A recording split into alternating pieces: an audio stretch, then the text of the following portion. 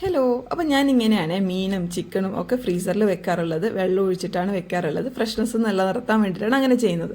അപ്പം ഞാൻ ഇത് അലിയിച്ചെടുക്കുന്നത് എങ്ങനെയാണെന്ന് വെച്ച് കഴിഞ്ഞാൽ ഒരു പാത്രത്തിൽ വെള്ളം എടുത്തിട്ട് ഈ ഐസോട് കൂടിയിട്ടുള്ള മീൻ അതിലേക്ക് ഇറക്കി വെക്കും.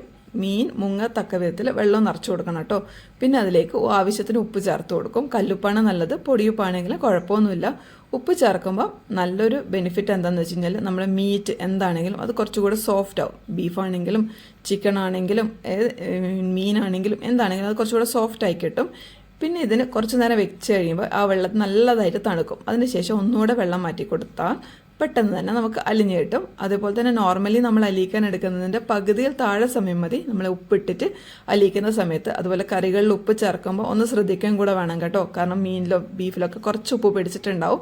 അപ്പോൾ അതുകൊണ്ട് ചേർക്കുമ്പോൾ ഒന്ന് ശ്രദ്ധിക്കുക. അപ്പോൾ ഇതെല്ലാവരും ഒന്ന് ട്രൈ ചെയ്ത് നോക്കുക. ഉപകാരപ്പെടുവാണെങ്കിൽ ഒന്ന് ഷെയർ ചെയ്യുക. അതുപോലെ തന്നെ നിങ്ങളുടെ അഭിപ്രായം ഒന്ന് കമൻറ്റ് ചെയ്യാൻ മറക്കരുത്. അപ്പോൾ ടാറ്റ ബൈ.